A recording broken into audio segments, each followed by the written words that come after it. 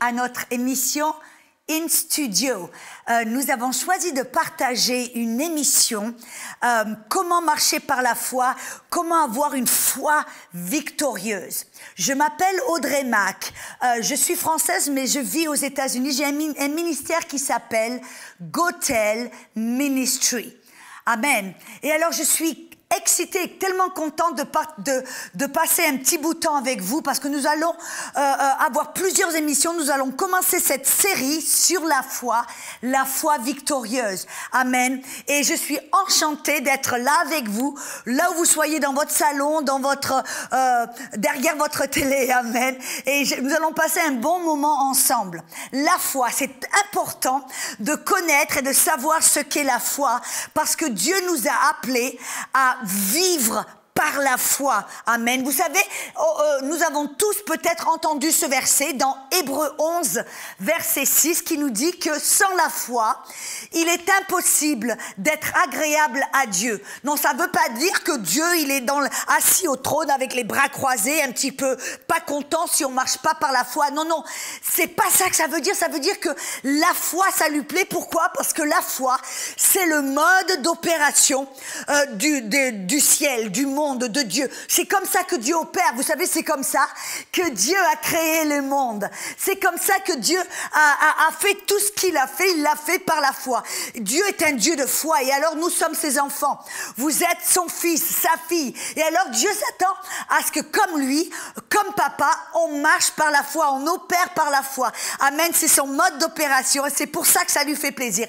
Et vous savez aussi pourquoi? Parce que c'est quand on apprend à marcher par la foi, quand on apprend à vivre par la foi, c'est là vraiment qu'on commence à vivre une vie victorieuse. C'est pour cela que j'ai choisi d'appeler cette émission la foi victorieuse, parce que c'est la foi. Vous vous rappelez ce que la Bible nous dit, et c'est dans 1 Jean 5,4, la victoire qui triomphe du monde, c'est notre foi.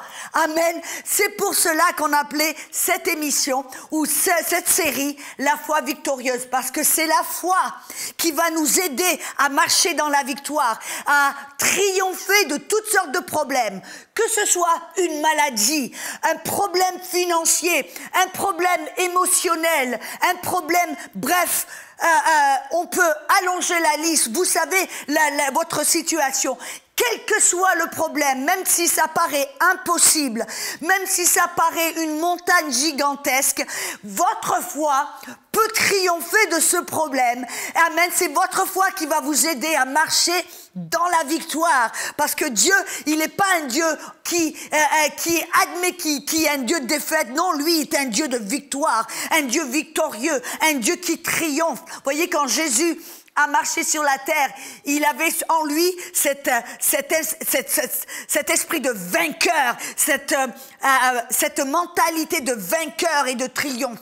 Jésus ne marchait jamais dans la défaite, mais au contraire. Et donc, si nous sommes les enfants de Dieu, nous devons aussi nous attendre à marcher dans la victoire, non pas à nous soumettre. On ne devrait jamais se soumettre à la maladie ou à la pauvreté ou aux problèmes, aux épreuves, comme si c'était quelque chose qui allait nous aider, qui était notre ami. Non, Dieu, il appelle ça notre ennemi. Amen. Mais qu'est-ce que ça va faire? C'est au travers de notre foi, on peut triompher de ce problème. Amen. Et on va découvrir dans cette série comment marcher dans ce genre de foi. Alors j'espère que vous êtes prêts parce que je vais mettre ma ceinture de sécurité et on va commencer ensemble dans ce chemin sur la foi. Parce que pour moi ça c'est super important. Amen.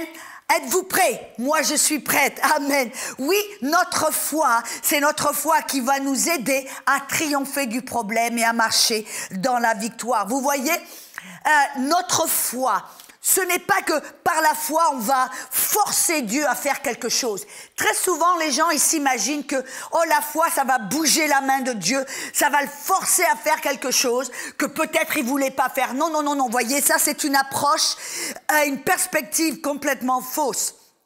Parce que de cette manière, on commence à rentrer dans les œuvres et on essayait de pousser les choses de fort. vous ne pouvez pas forcer Dieu à faire quoi que ce soit. Mais la bonne nouvelle, c'est qu'on n'a pas besoin de le forcer. On n'a pas besoin de le motiver. On n'a pas besoin d'essayer de le convaincre de quoi que ce soit ou même pire, de le manipuler. Pourquoi? Parce que par sa grâce, Dieu nous a déjà tout donné. C'est par sa grâce que Dieu nous a bénis, nous a guéris, nous a donné tout ce dont nous avons besoin pour vivre cette vie dans la piété et sainteté, mais aussi dans la victoire, triompher de toute épreuve. Et c'est ça qui le glorifie. C'est pas l'épreuve qui le glorifie, non. C'est notre victoire. C'est le fait que nous allons triompher et vaincre cette épreuve. C'est ça qui va le glorifier. Amen.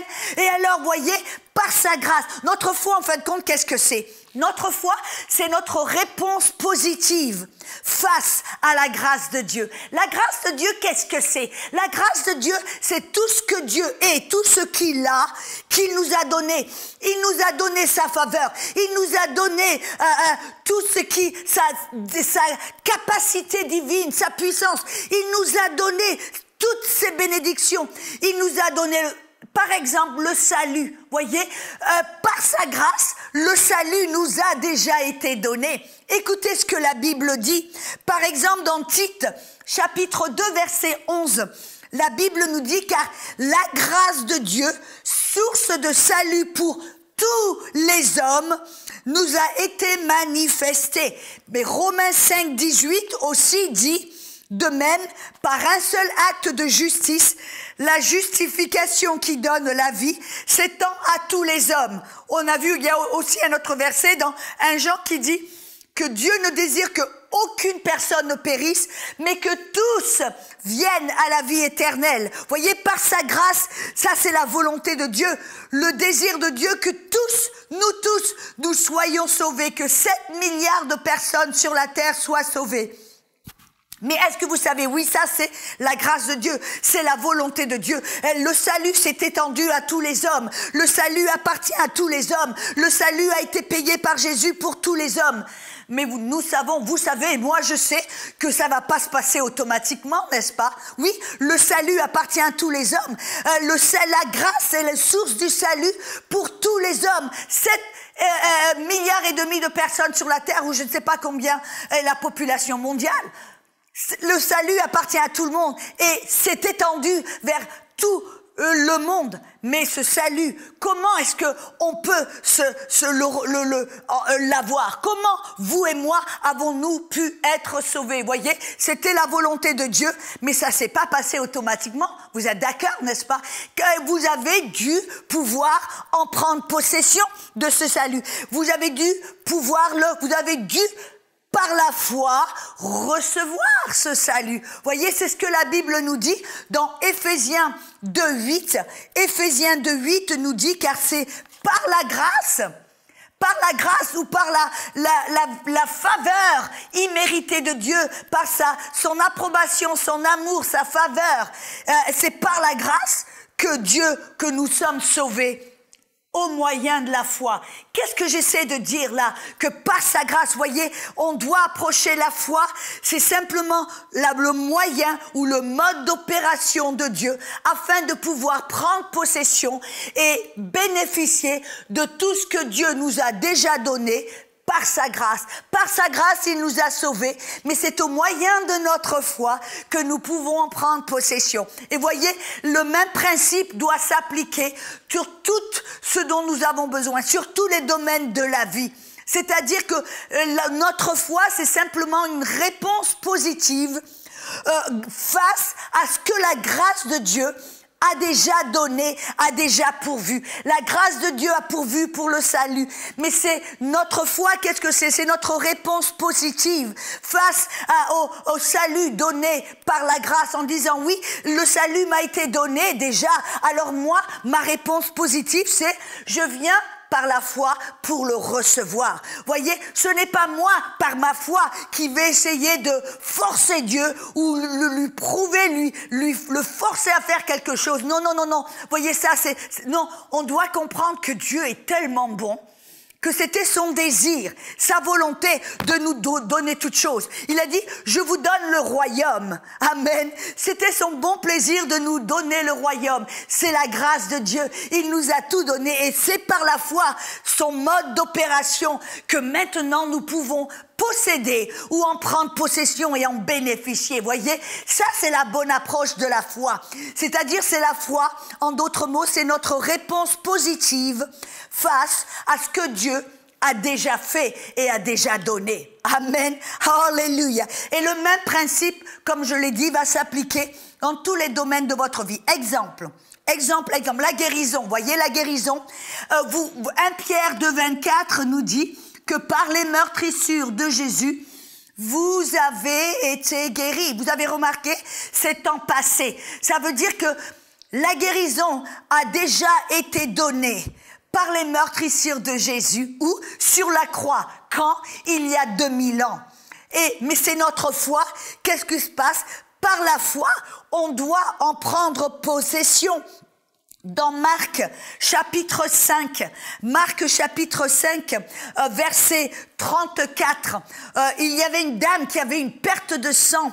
Et alors elle a entendu que Jésus guérissait les malades. Et alors elle s'est dit, si seulement je peux le toucher, je serai guérie. Voyez, sa foi a parlé, sa foi a dit, je vais pas essayer de voir si je vais être guérie. Non, elle a dit, je vais essayer de forcer Dieu de me guérir. Non. Elle a dit, je sais que Dieu est là, Jésus est là parmi nous et il guérit les malades. Et quand je vais le toucher, je serai guérie. Et qu'est-ce qu'elle a fait? Elle s'est approchée, elle a rampé à quatre pattes. Elle a finalement pu toucher le bord de son manteau. Et alors là, Jésus, il a dit, il s'est arrêté, il a senti qu'une puissance sortait de lui, n'est-ce pas? Et alors, tout d'un coup, quand il a recherché qui c'est qui l'avait touché, amen, la femme s'est dévoilée, elle a dit, oui, c'est moi. Elle a expliqué son cas et Jésus lui a dit, femme, voyez, Jésus avait la puissance, cette onction qui était en lui. Amen, même dans ses vêtements. Mais quand elle l'a touché, Jésus l'a regardé, il lui a dit, femme, ta foi t'a guéri. Voyez, la puissance de Dieu était là, disponible parmi le peuple. Jésus qui avait l'onction, qui était loin de puissance et du Saint-Esprit, il était là. La guérison était disponible. Mais voyez, il y avait des centaines de personnes autour de Jésus qu'il pressait, qu'il touchait. Personne d'autre n'a été guéri. Mais cette femme qui l'a touché, Jésus lui a dit, ta foi, c'est ta foi qui a pris possession de cette guérison. C'est ta foi, vous voyez, la guérison était disponible, mais c'est sa foi qui en a pris possession. C'est sa foi qui a attiré cette puissance et qui a reçu la guérison. Vous voyez, la guérison est disponible, nous est disponible par les meurtrissures de Jésus. Vous avez été guéris temps passé, mais c'est au travers de notre foi que nous pouvons en bénéficier et recevoir cette guérison.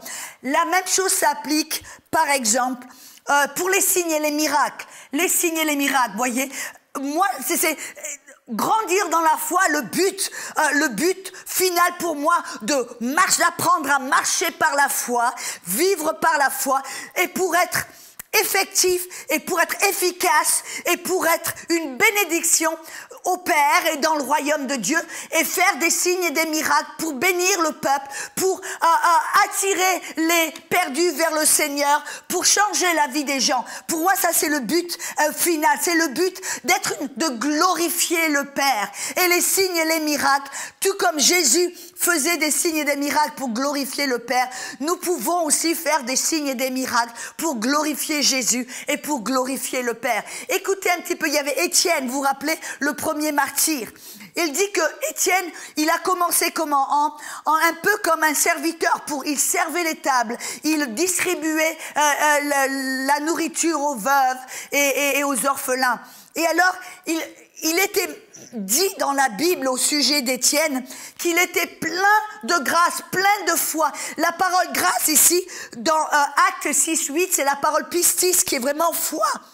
En fin de compte, Étienne était plein de foi et de puissance, faisant des prodiges et de grands miracles parmi le peuple. Comment est-ce que Étienne était capable de faire un monsieur qui a commencé simplement en distribuant de la nourriture aux pauvres? Mais il était plein de foi, il était plein de puissance. Et qu'est-ce qui s'est passé? Il a pu faire des signes et des prodiges, guérir les malades. Oh, alléluia! Être une bénédiction pour le royaume de Dieu et être efficace. Voyez, c'est la foi qui nous permet de pouvoir marcher dans le miraculeux, de pouvoir être efficace et pouvoir faire des signes et des prodiges dans le royaume de Dieu. C'est notre foi. Amen. C'est cette foi qui nous permet de faire toutes ces choses. Alléluia. C'est aussi, vous avez peut-être besoin de sagesse, n'est-ce pas? Combien d'entre vous, si vous êtes là derrière, je suis persuadée, derrière votre écran, que vous dites, ah oui, des fois, moi, je sais pas toujours quoi faire ou comment le faire. Et on a besoin de sagesse continuellement. Mais vous savez que c'est par la foi qu'on peut accéder et recevoir la sagesse du Dieu Tout-Puissant. C'est par la foi qu'on peut puiser dans la sagesse de Christ, dans la sagesse de Dieu. Parce que voyez, notre petite tête là, on est limité, n'est-ce pas? Êtes-vous d'accord? Moi, je suis limité dans ma compréhension et dans mon intelligence. Oh, mais par la foi, je peux puiser dans la connaissance, dans la sagesse de Dieu, n'importe où, n'importe quand, mais pas n'importe comment. Non, on le fait comment? Par la foi. Écoutez un petit peu ce que Jacques nous dit.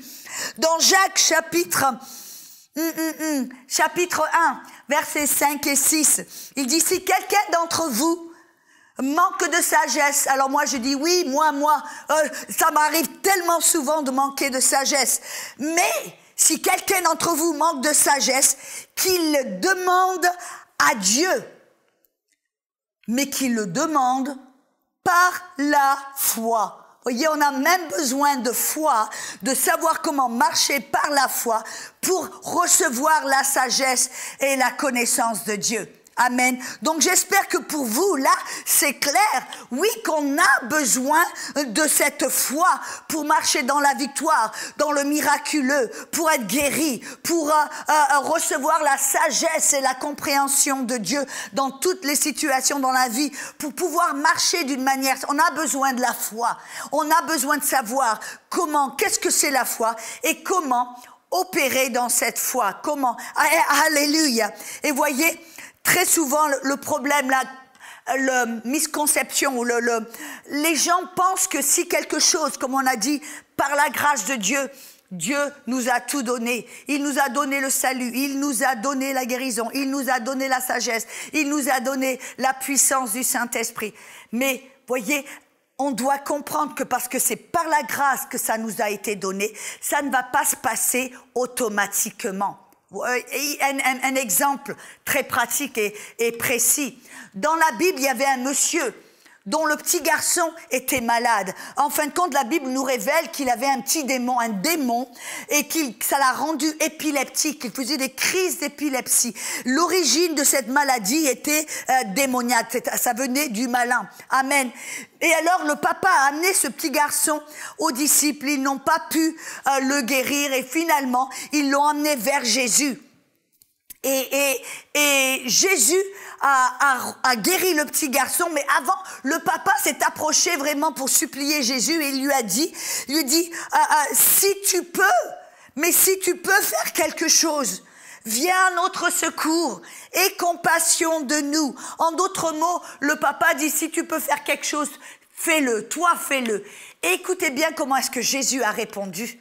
Jésus a dit, si je peux, non, si tu peux. Car rien n'est impossible ou tout est possible à celui qui croit, celui qui a la foi. En d'autres mots, le papa essayait de mettre toute la responsabilité sur Dieu. Et c'est ça, la plupart des chrétiens aujourd'hui, ils pensent que si quelque chose est la volonté de Dieu, alors Dieu va le faire. C'est lui qui va le faire. C'est sa responsabilité. Il va le faire. Mais le fait, c'est que Jésus nous montre là que oui, même si quelque chose est la volonté de Dieu, ça va pas se passer automatiquement et immédiatement. Jésus là nous montre, oui, moi j'ai la puissance, oui, moi je peux vous guérir. Il n'y a aucune question à ce sujet. Mais Jésus là nous a montré que oui, je peux, oui, j'ai la puissance, oui, c'est ma volonté. Mais la question est, est-ce que tu peux croire? Ou en d'autres mots, peux-tu avoir la foi et marcher par la foi? Alléluia. Ah, gloire à Dieu. Vous voyez, la responsabilité n'est pas toute sur Dieu. Il y a une responsabilité partagée, ça veut dire que Dieu, par sa grâce, nous a déjà tout donné, c'est sa volonté, il a la puissance, il l'a déjà pourvu, mais notre responsabilité maintenant, c'est par la foi, en prendre possession, par la foi, recevoir ce qu'il a déjà donné par sa grâce. Alléluia. Et donc, nous avons besoin de comprendre ce qu'est la foi et comment apprendre à marcher par la foi. Parce que la foi, je le répète, c'est important, c'est le mode d'opération du royaume de Dieu. Et s'appeler à Dieu parce que c'est sa façon d'agir, sa façon. Vous voyez, on voit dans la Bible que Moïse, que Abraham connaissaient la façon de faire les choses de Dieu. Il ne connaissait pas seulement Dieu, il connaissait sa façon de penser, sa façon d'agir, sa façon de faire les choses. Amen. Et donc là, la foi, c'est la façon de faire les choses. C'est comme ça que les choses fonctionnent dans le royaume de Dieu. Et c'est pour ça que nous, si on veut être une réussite dans le royaume de Dieu, on doit apprendre à marcher par la foi, comme Abraham, amen. On doit apprendre à marcher par la foi, comme Jésus marchait par la foi, ou comme les Pierre, Paul, les disciples marchaient par la foi dans l'église primitive, amen. Alléluia. Et donc, si nous avons besoin de marcher par la foi, si nous avons besoin de recevoir la victoire par la foi, de recevoir les promesses par la foi, de vaincre les problèmes par la foi, on doit savoir qu'est-ce que c'est la foi. Donc, dans les quelques minutes qui nous restent ensemble, nous allons découvrir qu'est-ce que c'est la foi. Amen. La définition parfaite où Dieu nous a donné d'une manière pleine et claire qu'est-ce que c'est que la foi. Ça se trouve dans le livre aux Hébreux, chapitre 11, verset 1. La Bible dit la foi est la confiance des choses qu'on espère. C'est la preuve des réalités qu'on ne peut pas voir. Je vais vous le donner dans une version amplifiée. Dans une version amplifiée, ça veut dire que la version amplifiée, ils ont pris les textes originaux en grec, et parce que pour chaque parole grecque, une parole grecque, on devrait en fin de compte le traduire avec 10, 15 paroles en français. Amen. Et le grec est tellement plus expressif, et donc la version amplifiée, que j'ai une version amplifiée, c'est nous montre un petit peu tout ce que le grec veut exprimer au travers de chaque parole. Alors, la version amplifiée de Hébreux chapitre 11 verset 1 dit « La foi, c'est l'assurance, la confirmation et le titre de propriétaire de choses que l'on espère et que l'on ne peut pas percevoir au travers de nos 5 sens. » Je répète, la foi est l'assurance, la confirmation, le titre de propriétaire des choses que l'on espère et des choses que l'on ne peut pas percevoir au travers de nos 5 sens. En d'autres mots, ce verset, qu'est-ce que ça veut dire en français courant? Ça veut dire que la foi, c'est une conviction, une persuasion. C'est comme je dirais, je sais que je sais que je sais que je sais que je sais que je sais que quelque chose que je ne peux pas voir ou sentir ou percevoir au travers de mes 5 sens, je sais que c'est vrai, que c'est réel, que c'est une réalité. Quelque chose, alléluia, et la foi, c'est être persuadé, convaincu. Vous savez que quelque chose que vous ne pouvez pas voir ou ressentir au travers de vos 5 sens, vous savez que c'est vrai, vous savez que c'est une réalité, vous savez que c'est une promesse de Dieu. Alléluia. On voit par exemple dans la Bible, dans Hébreux 11, il y a toute une liste de personnes qui ont été inscrites dans cette liste parce qu'ils avaient la foi. Pourquoi avaient-ils la foi? Ils avaient la foi parce qu'ils étaient plus persuadés de cette réalité spirituelle, de ce que Dieu leur avait dit, plus que ce qu'ils pouvaient voir ou ce qu'ils pouvaient sentir. Vous voyez par exemple le peuple d'Israël, quand ils ont entouré la ville de Jéricho, la Bible nous dit qu'ils avaient la foi. Pourquoi? Parce que Dieu leur avait dit, je vous donne la ville, je vous ai donné temps passé la ville. Et Dieu leur a dit, je vais faire tomber les murs, je vous ai donné la ville, elle est à vous. Mais vous savez, quand ils ont marché autour de la ville pendant 7 jours, qu'est-ce qu'ils pouvaient voir? Des murs qui étaient tellement hauts, tellement épais, que ça paraissait impossible. La seule chose qu'ils pouvaient voir, c'était impossibilité. Qu'est-ce qu'ils entendaient? Des gens en haut de la muraille qui leur disaient « Eh, vous êtes fous, vous êtes des petits escargots, qu'est-ce que vous allez faire ?» Ils se moquaient d'eux, ils les ridiculisaient, ils leur montraient. Et en plus, la Bible, Joséphus, qui est un historien, dit que cette muraille et ce mur était tellement épais qu'ils faisaient des courses de chariots au-dessus des murs. Vous vous rendez compte un peu l'épaisseur des murs? Et alors ils étaient là en train de faire des courses de chariots, de se moquer, de les ridiculiser. Et alors qu'est-ce qui se passe? Les enfants d'Israël, autour de la ville de Jéricho, ceux qu'ils voyaient, ceux qu'ils entendaient, je vous garantis qu'il y avait la peur qui essayait de les envahir. Amen. Je vous perds que tout ce qu'ils pouvaient voir, tout ce qu'ils pouvaient entendre, tout ce qu'ils pouvaient ressentir disait c'est impossible. Tu vas te faire tuer, ils vont te massacrer. Impossible, impossible. Oh Dieu, peut-être qu'il ne sait pas ce qu'il est en train de dire. Vous voyez, c'est ça qu'ils ressentaient, qu'ils voyaient. Mais pourquoi est-ce qu'ils ont continué de marcher autour de la muraille pendant 7 jours? Et qu'ils ont, avec des petites trompettes, des instruments et leur voix en train de louer le Seigneur. Pourquoi est-ce qu'ils ont fait ça? Ils ont fait ça parce qu'ils avaient la foi. Pourquoi?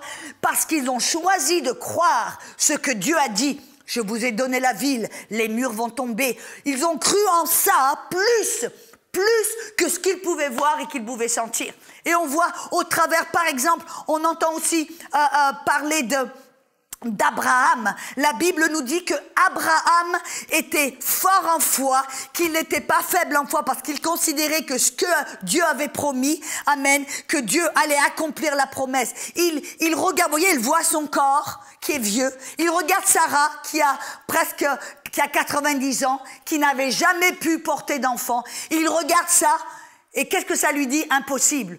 Mais il a considéré la promesse de Dieu comme étant réelle, vraie, au lieu de ce qu'il pouvait voir. Amen.